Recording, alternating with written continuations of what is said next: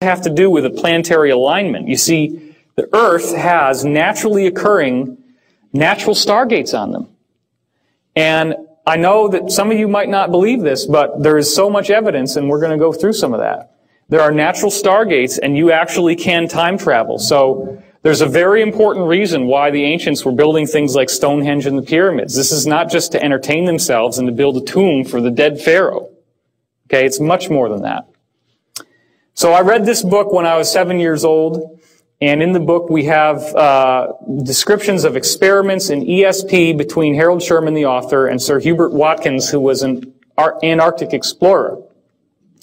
They documented some fantastic telepathy experiments. In one case, Sherman is sitting there in his room in LA, and he's tuning into Watkins, and he gets this pain in his head, and it hurts a lot. And so he writes down, okay, pain in the head.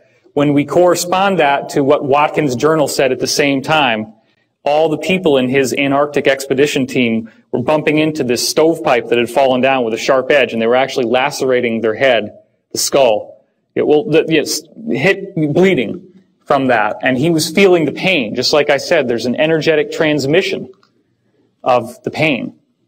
Well, after Watkins died, the telepathy continued, because they were so much in affinity with each other that he could recognize Watkins when he spoke. So Watkins is describing in some of these readings, I guess you could call them, what it took for him to get into Sherman's mind. And he said there was a nested set of spheres that he had to go through.